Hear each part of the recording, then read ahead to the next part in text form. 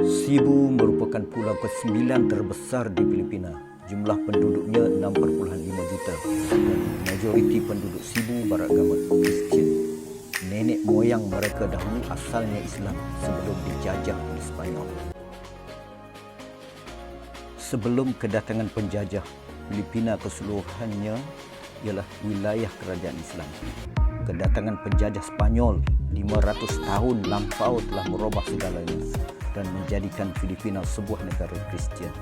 Cebu merupakan pintu masuk pertama Kristian ke Filipina, diketuai oleh Ferdinand Magellan.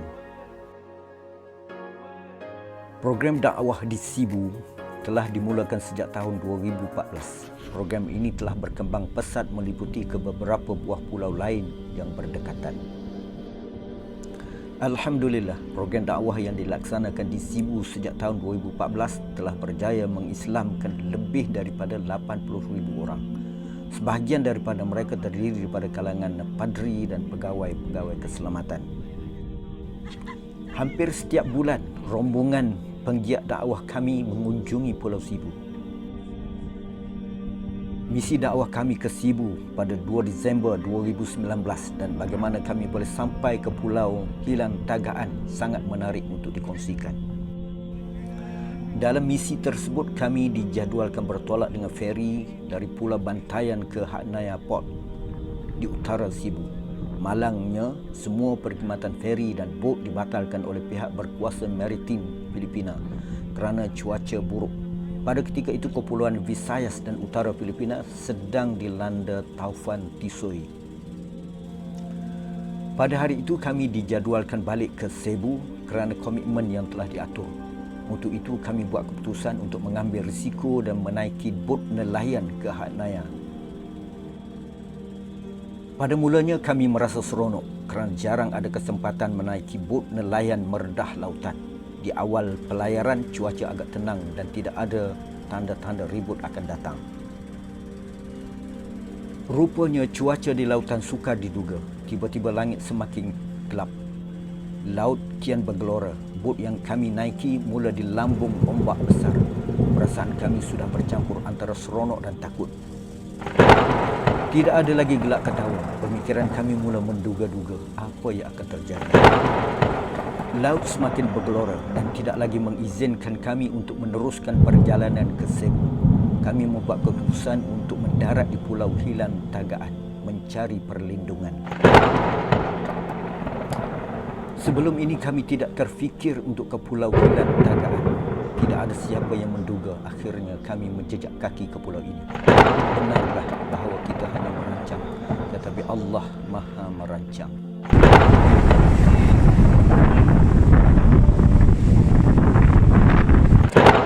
Kami berlindung seketika di bawah teduhan di tepi pantai, tetapi angin dan ribut tidak mengizinkan kami tunggu lebih lama di pantai. Akhirnya kami menelusuri ke kawasan penempatan mencari perlindungan. Syukur Alhamdulillah, rupanya kedatangan kami disambut meriah oleh ramai penduduk tempatan. Seolah-olah pertemuan bagaikan diatur, ramai yang hadir, tidak kurang daripada 100 orang. Kami rasa teruja seolah-olah kami telah lama mengenali mereka. Benarlah seperti janji Allah Subhanahu Wa Taala bahawa dalam kesempitan ada kesempatan.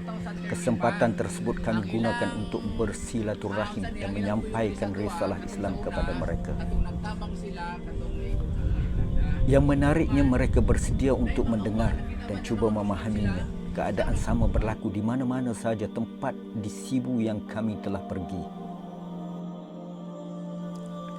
Penduduk Pulau Hilang Tagaan ini hanya 4,500 orang dan majoriti beragama Kristian. Kebanyakan mereka bekerja sebagai nelayan. Pada pemerhatian kami, kehidupan mereka sangat dhaif. Kami membeli beberapa guni beras dan mengagihkannya 2 kilogram kepada setiap yang hadir. Sumbangan itu sebagai tanda penghargaan kami kepada mereka kerana sudi berkumpul dan meraihkan rombongan kami. Kami melihat potensi dakwah di sini cukup besar. Kami berjanji bahawa kami akan datang lagi untuk menyantuni mereka. Alhamdulillah, seperti dijanjikan pada awal Februari 2020, rombongan kami datang sekali lagi. Kedatangan kali ini adalah dengan misi dakwah. Kami mengadakan perbincangan dan bertanyakan keadaan kehidupan dan keperluan mendesak mereka untuk memperbaiki kehidupan di pulau ini. Ternyata sambutan adalah luar biasa. Kesempatan kali ini sekali lagi kami gunakan untuk menyampaikan risalah Islam dan mengajak mereka untuk memeluk Islam. Alhamdulillah, dakwah kami pada kali ini berjaya menarik hampir 150 orang bersyahadah dan menerima Islam sebagai pegangan baru hidup mereka. Mereka ini merupakan golongan pertama yang menerima Islam di Hilang Tagaan. Sesungguhnya hidayah itu adalah milik Allah SWT. Kami nekat dan bercita-cita untuk mengislamkan semua penduduk Hilang Tagaan. Dakwah mesti diteruskan. Kita tidak tahu berapa lama saat dan peluang sebegini akan kekal. Kesempatan ini perlu digarap segera. Kunjungan kami buat ketiga kalinya sekali lagi menyaksikan peluang untuk Islam di pulau ini sangat cerah. Kali ini seramai 200 orang lagi telah diberi hidayah oleh Allah Subhanahu Wa Taala. Seterusnya bersyahadah menerima Islam sebagai agama mereka. Kami benar-benar merasai bahawa hidayah Allah Subhanahu Wa Taala sudah mula menawan pulau Hilang Tagaan. Dakwah terus berjalan. Setiap kali pertemuan pasti akan ada penduduk yang menerima Islam. Sehingga akhir tahun 2020, seramai 1,500 orang telah memeluk Islam di pulau ini. Pendakwah yang ditugaskan di pulau ini terus bekerja keras, membuat lawatan susulan, mendekati dan menyantuni mereka di kampung-kampung.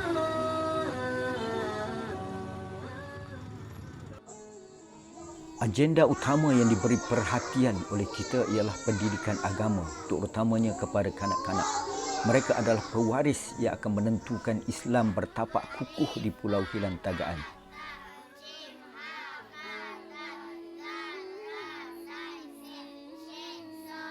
Mereka belajar dalam suasana tempat dan kemudahan serta alat bantuan mengajar yang sangat terhad. Walau apapun, syukur Alhamdulillah dalam tempoh tidak sampai 1 tahun, pencapaian anak-anak saudara baru kita ini sangat membanggakan.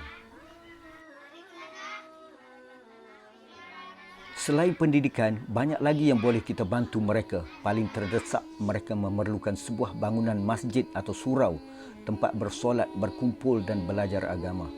Bagi kaum wanita terutamanya, mereka sangat perlukan pakaian, patuh syariah dan telekung untuk bersolat. Anda semua dijemput untuk turut serta menyemarakkan lagi program dakwah di Hilang Tagaan dan amnya di Cebu, Filipina. Anda boleh menyertai kami di lapangan ataupun menyumbang infak melalui kami di Brigad Bakti Malaysia atau melalui rakan dakwah kami di Islamic Outreach Abim, Kelantan. Semoga segala usaha kita ini dipermudahkan dan mendapat keredaan Allah Subhanahu Wa Taala.